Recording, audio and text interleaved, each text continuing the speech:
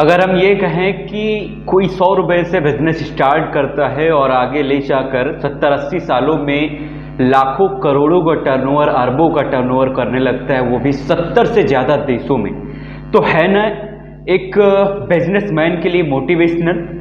और सच में कई उद्योगपति ऐसे हैं जो करोड़ों रुपए लगा के बिजनेस शुरू करते हैं, उसके बाद तो प्रॉफिट कमाते हैं। तो समझ में आता है, बड़ी बड़ी कंपनियां आती हैं, वो अपना सारा सिस्टम सेटअप करती हैं, उसके बाद कमाना शुरू करती हैं। लेकिन आज के वीडियो में हम बात करने वाले हैं एक ऐसी कंपनी की जिसने मात्र 100 रुपये में अपना स्टार्टअप किया था, वो भी एक छोटी सी दुकान से। आपको बताएंगे आगे के वीडियो में कि कौन है वो कंपनी। बात 1937 की है, जब गंगा बिश्न अग्रवाल ने हल्दीराम भुजिया की स्थापना की थी, यानी कि हल्दीराम का प्रोडक्ट निकाला था। सबसे पहले उन्होंने भुजिया निकाली थी, वो भी एक छोटी सी दुकान से। शायद उन्होंने कभी सपने में भी नहीं सोचा होगा कि ये भुजिया जो आज हम एक छोटी सी दुकान से आज निकाल रहे हैं, कुछ टाइम के बाद एक ऐसा दौर आएगा जो भारत में नहीं अपितु विश्व के कई देशों में हम इसका व्यापार करेंगे। ये शायद किसी ने भी नहीं सोचा होगा उस समय। हल्दीराम क्या किसी और ने भी नहीं सोचा होगा। आपको बता दें, ये हल्दीराम जो नाम है ये गंगा बिश्न अग्रवाल का ही नाम है। गंगा बिश्न अग्रवाल की दादी जो है इन्हें प्यार से हल्दीराम बुलाती थी, और इसीलिए इन्होंने अपने प्रोडक्ट्स का जो नाम है वो हल्दीराम ही रखा। इन्होंने इसकी शुरुआत नागपुर में की थी। नागपुर महाराष्ट्र में आता है, वहां से ही हल्दीराम की शुरुआत हुई थी। शुरुआत में मात्र 100 रुपये थे गंगा बिश्न अग्रवाल के पास जब उन्होंने ये व्यापार शुरू किया था, और आज उनका ये प्रोडक्ट 70 से ज़्यादा देशों में, लगभग 80 से ज़्यादा देशों में आज ये उनका प्रोडक्ट चल रहा है। हल्दीराम के भुजिया हो, स्वीट्स यानी कि मिठाई हो, और भी बहुत सारे प्रोडक्ट हल्दीराम के आते हैं। आप कह सकते हो कि कहीं पर कोई फंक्शन हो या कोई फेस्टिवल हो, अगर हल्दीराम के प्रोडक्ट्स वहाँ पर नहीं होते हैं तो लगता है कि कुछ ना कुछ थोड़ा बहुत फीका लग रहा है, किसी भी चीज़ की कमी लग रही है। या आप कह सकते हो कि भले ही स्वाद में कमी हो, स्वाद को पूरी खूबसूरती ना, स्वाद लाने का एक काम आज प्रोडक्ट में हल्दीराम के प्रोडक्ट्स कर रहे हैं, वो भी इस तरीके से कि जिसके साइड इफ़ेक्ट्स बहुत कम हैं, केमिकल्स बहुत कम यूज़ किया जाता है, और अच्छे स्वदेशी प्रोडक्ट्स को देते हैं। हल्दीराम इंडिया की कंपनी है। 1937 में गंगा बिश्न अग्रवाल ने इसे भारत के ही नागपुर जो महाराष्ट्र में आता है वहाँ इसकी स्थापना की थी। और करंट में अगर बात करें तो दिल्ली में, महाराष्ट्र में और भी कई अन्य जगहों पर इनकी फैक्ट्रियाँ स्थापित हैं। साथ ही साथ इनके कई जगहों पर आउटलेट्स भी पाए जाते हैं। है ना शॉकिंग न्यूज़, है ना ये थोड़ा सा लगने वाला कि जैसे हमने बात की पिछले वीडियोस में जॉनसन्स एंड जॉनसन्स कंपनी को लेकर, हमने कल बात की आपकी मैगी को लेकर, ये तो विदेशी कंपनियां हैं, समझ में आता है। कल ही हम बात कर रहे थे कि शायद हम इंडियंस में थोड़ा सा रिस्क सहने की क्षमता कम होती है, लेकिन वहाँ पे ये भी कह रहे थे कि इत्तेफाक है कि कोई इंडियंस भी हैं जो रिस्क लेने के लिए ना बिल्कुल तैयार रहते हैं। कुछ हल्दीराम भी ऐसे ही थे। जब उन्होंने भुजिया बनाना शुरू किया तो ऐसा नहीं है कि मार्केट में कोई भुजिया नहीं बना रहा था। भुजिया बहुत मॉडल्स की आ रही थी उस समय भी, और बहुत अच्छे नामचीन लोग भुजिया बना रहे थे। लेकिन हल्दीराम के दिमाग पर एक फितूर सवार था, एक जुनून सवार था कि मुझे अपने इस प्रोडक्ट को पूरे भारत में ले जाना है, भारत से और भी बाहर व्यापार हमें करना है। और इसलिए वो हमेशा कुछ ना कुछ नए बदलाव किया करते थे। 1937 में स्थापना की थी, उसके कुछ ही टाइम के बाद उस समय भुजिया जो आज ये इतनी पतली सी जो भुजिया दिखती है, इतनी पतली भुजिया उस समय नहीं आती थी। उस समय की भुजिया मोटी और थोड़ा बड़ी हुआ करती थी। हल्दीराम ने भुजिया के ट्रेंड को बिल्कुल बदल दिया। उस दौर में ही उन्होंने कस्टमर की पहचान को भाप लिया कि कस्टमर क्या चाहता है, कैसा स्वाद चाहता है, और इसीलिए उन्होंने ऐसी भुजिया बनाई जो बहुत ही बारीक थी और स्वाद में बहुत ही लाजवाब थी। हर एक को वो भुजिया इतनी पसंद आई कि दूसरे राज्यों के लोग महाराष्ट्र में जाकर हल्दीराम्स की भुजिया अपने स्टेट में लेके जाते थे और वहां पर बेचते थे। कहते हैं कि जब कोई रिस्क और नए एक्सपेरिमेंट करने पर तुल जाता है, वो जब ये ठान लेता है कि मुझे ना कुछ नया करना है, तो नेचर भी उसे वो सारी चीजें देती है। आज हल्दीराम की बात करें तो हल्दीराम 80 से ज्यादा देशों में अपना व्यापार करता है। भारत में ही उसका व्यापार अगर देखा जाए तो कोई भी ऐसा राज्य नहीं है। भारत 4 भागों में डिवाइड है, जहां से हल्दीराम पूरे इंडिया को कवर करता है। और ये वो प्रोडक्ट है जो आपको एक छोटी से छोटी दुकान से लेकर, जैसे मैंने कल मैगी को भी कहा था कि एक छोटी से छोटी दुकान पे मिल जाएगा और बड़े से बड़े स्वीट्स और रेस्टोरेंट में मिलेगा, सेम वैसा ही ये प्रोडक्ट है। आप कह सकते हो कि मैगी के जस्ट अपोजिट टक्कर में, लेकिन स्वदेशी। मैगी जहां फॉरेन की है, वहीं पर हल्दीराम भुजिया जो है वो देश की है, भारत देश की है। ये भी आपको छोटी से छोटी दुकान से लेकर बड़े से बड़े रेस्टोरेंट में मिल जाएगी। और ये छोटी से छोटी दुकान की भी खूबसूरती बढ़ाती है और बड़े से बड़े रेस्टोरेंट की भी खूबसूरती बढ़ाती है। मतलब अगर आप जाते हैं किसी दुकान पर और कहते हैं कि यार मुझे ना हल्दीराम की भुजिया चाहिए, हल्दीराम के प्रोडक्ट चाहिए, और अगर वो ये कहते हैं कि भैया मेरे पास नहीं है, तो आप यही कहोगे कैसे व्यक्ति हो, इतनी बड़ी दुकान खोल के बैठे हो और हल्दीराम के प्रोडक्ट्स नहीं है यार। ये शॉप वाले को भी पता होता है। आप सोहन पापड़ी में ही देख सकते हो, हल्दीराम की सोहन पापड़ी के आगे शायद ही कोई पापड़ी चलती होगी, मेरे हिसाब से तो नहीं है। उसका जो स्वाद लाजवाब है वो शायद अभी तक सोहन पापड़ी में किसी ने नहीं दिया है। सेम वैसे ही भुजिया का, हल्दीराम की जो भुजिया का स्वाद है वो शायद ही अभी किसी ने दे पाया होगा, मेरे ख्याल से नहीं। अभी तक जो भी रिसर्चर हैं उनका भी मानना है कि हल्दीराम की भुजिया का स्वाद सबसे लाजवाब है, सबसे गजब का है। मनीष अग्रवाल हल्दीराम के सीईओ हैं। करंट में दिल्ली, नोएडा और गुड़गांव में इसकी फैक्ट्रियां हैं।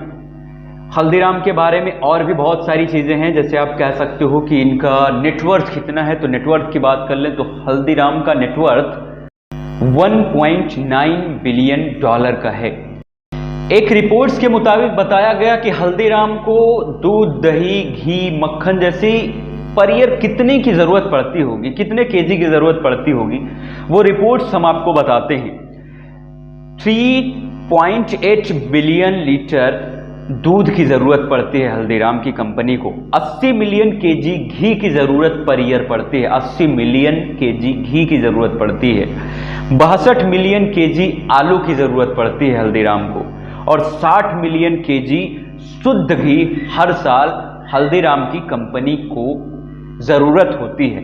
मतलब इतने बिलियन मिलियन क्विंटल और टनों की जरूरत पड़ती है हल्दीराम के प्रोडक्ट्स को बनाने में, दूध, दही, घी, मक्खन जैसी चीजों को। अब सोचिए, हम आप कोई बिजनेस स्टार्ट करते हैं, अगर नहीं चला तो कुछ ही टाइम में 2-4 महीनों में ही हार मान लेते हैं। कहते हैं यार शायद अब रन ही नहीं कर पाएगा, मेरी किस्मत खराब है, शायद ना मेरी किस्मत में ही कुछ ऐसा है, शायद मैं ना एक बिजनेसमैन बन ही नहीं सकता, मेरी किस्मत खराब है, मैं कभी लाखों करोड़ों कमा ही नहीं सकता। ये ना सब हम लोगों के एक माइंडसेट का वहम है। हम लोग एक टारगेट कर लेते हैं कि यार 6 महीने में अगर नहीं होगा तो ना हम पैकअप कर लेंगे अपने बिजनेस का, अपने काम का। यही हम लोगों का सबसे एक लूज पॉइंट होता है। कभी ना हमें अपने टारगेट को सेट करके नहीं रखना चाहिए कि नहीं 2 महीने में अगर नहीं होता है तो मैं छोड़ भागूंगा, साल भर में नहीं होता है तो मैं छोड़ भागूंगा। टारगेट सेट करो, गोल सेट करो, बट उस गोल को टाइम के अंदर मत सेट करो कि अगर इतने टाइम में नहीं होगा तो मैं इसे छोड़ दूंगा, कुछ और देख लूंगा। सपोज दैट आप 2 साल किसी चीज को देते हो, 2 साल के बाद परेशान होकर छोड़ देते हो। अब 2 साल में पता नहीं आपने कितना सीखा था उसके बारे में। अब जब आप नेक्स्ट 3rd ईयर में कोई दूसरी चीज में आप एंट्री करते हो तो फिर से वो फील्ड आपके लिए नया होता है। और इसीलिए जब आप 3-4 फील्ड चेंज करते हो तो आप लगभग 10-15 साल गंवा चुके होते हो और अब आपके सक्सेस के चांसेस बहुत कम हो चुके होते हैं। इसलिए जब भी किसी भी बिजनेस की हो, जॉब्स हो या कुछ भी हो, अगर आप कंसंट्रेट करके, भले ही आप पढ़ाई की बात कर लें, अगर आप कंसंट्रेट करके, फोकस करके एक वे में चलेंगे तो सियोरिटी है कि सफलता आपके कदम चूमेगी। एक यूट्यूबर के ही देख लो, जो परमानेंट यूट्यूब पर वीडियो अपलोड करता रहता है, अंततः उसका एक वीडियो ऐसा आता है जो बहुत ज़्यादा ट्रेंड कर जाता है और वही वीडियो उससे ना पूरे वर्ल्ड में फेमस कर देता है और वहीं से उसकी एक अच्छी खासी इनकम शुरू हो जाती है। अब देखिए कि अगर कहीं वीडियो बनाते हैं, छोड़ देते हैं, बनाते ही छोड़ देते हैं, तो इस तरीके से मेरे ही चैनल्स पे देखा जाए तो 17-18 का चैनल्स है, लेकिन कुछ भी नहीं हुआ। कह सकते हो कि कॉन्टिन्यूसली बहुत ज़्यादा ज़रूरी है। हर एक चीज़ को एक टाइम देना पड़ता है। अगर आप परेशान होने लगोगे तो काम नहीं चलने वाला। पहली बात है कि परेशानी को छोड़ो, टारगेट सेट करो, बट टाइम नहीं। टारगेट सेट होने चाहिए कि मुझे ये करना है, लेकिन कितने टाइम के अंदर इसको मत सेट करिए कि नहीं अगर 2 साल में नहीं होता है तो मैं इसे छोड़ दूंगा। प्लीज़ इस चीज़ को बिल्कुल मत करिएगा। हल्दीराम से आप सीख सकते हैं कि 100 रुपये के बिजनेस से शुरुआत किया था हल्दीराम ने, और आज मिलियन बिलियंस का टर्नओवर पूरे वर्ल्ड वाइड में हल्दीराम का चल रहा है। इससे और बड़ी मोटिवेशनल स्टोरी या मोटिवेशनल वीडियो आपको क्या बताएं? हल्दीराम से बड़ा और क्या हो सकता है? आपको बता दें, उनके घर में वो अपने भाई और फादर के साथ अपनी दुकान पर बैठते थे। कुछ टाइम के बाद घर में बंटवारा हो जाता है और उनको एक छोटी सी दुकान मिलती है, जहाँ पर जब वो अकेले बैठना शुरू किए तो फिर नए नए दिमाग में आइडिया शुरू हुई आने, और उसी के बाद से ही हल्दीराम की मार्केट निकल चुकी। तो कैसी लगती है आपको ये हल्दीराम की भुजिया? जरूर बताएं आप कमेंट बॉक्स में। हल्दीराम के प्रोडक्ट्स आपको कैसे लगते हैं जरूर बताएं। अगर और कोई जानकारी आपको चाहिए होती है, कोई वीडियो आप देखना पसंद करते हैं या किसी टॉपिक पे वीडियो चाहते हैं हमसे, तो प्लीज़ कमेंट बॉक्स के जरिए जरूर बताएं। आज के वीडियो में बस इतना ही। हाँ, एक बात और कहूँगा कि अगर अभी तक आपने हमारे वीडियो को सब्सक्राइब नहीं किया है, लाइक नहीं किया है, तो कृपया हमारे वीडियो को लाइक और सब्सक्राइब कर दें, ज़्यादा से ज़्यादा शेयर करें। और एक बात और दोस्त, अगर इस वीडियो में आपको थोड़ा सा भी लगा है कि हाँ हमने शायद 1% भी कोई अच्छी चीज़ बताई है जो आपको हर्ट की हो, तो मैं समझूंगा कि मेरे वीडियो बनाने की मेहनत जो थी ना वो निकल आई। अगर आपको थोड़ा सा भी हमने अगर आपको हम थोड़ा सा भी मोटिवेट कर पाए तो मेरे लिए सौभाग्य की बात होगी। और मैं अभी तो मेरा स्टार्टअप है, लेकिन मैं आपको कॉन्फिडेंस देता हूँ, कॉन्फिडेंस दिलाने की कोशिश करता हूं कि बहुत जल्द हम आपको बहुत अच्छे कंटेंट देने वाले हैं। अभी स्टार्टअप है, धीरे धीरे जैसे ही चैनल ग्रो करेगा हम आपको अच्छे से अच्छे कंटेंट देंगे, और ऐसे ही प्रोडक्ट्स पर हम आपको पर डे एक वीडियो देने की कोशिश करेंगे। एक वीडियो आने का मतलब है महीने में 30 वीडियो आपके पास होंगे ऐसे ही प्रोडक्ट्स की, जिनकी शुरुआत तो बहुत नॉर्मल से हुई थी, बट आज वो करोड़ों अरबों का टर्नओवर कर रहे हैं। इसलिए प्लीज़ किसी भी चीज़ को सेट करके बिल्कुल बैठ मत जाइएगा, उसके लिए हाथ पैर मारते रहिएगा, एक्सपेरिमेंट करते रहिएगा। कहीं ना कहीं अगर हार होती है तो ऐसा नहीं है कि हार ही हो जाती है, हार के बाद हम ना जो एक एक्सपीरियंस लेके निकलते हैं, वो एक्सपीरियंस भी बहुत ज़्यादा हमारे आने वाले टाइम के लिए बहुत ज़्यादा कारगर साबित होता है।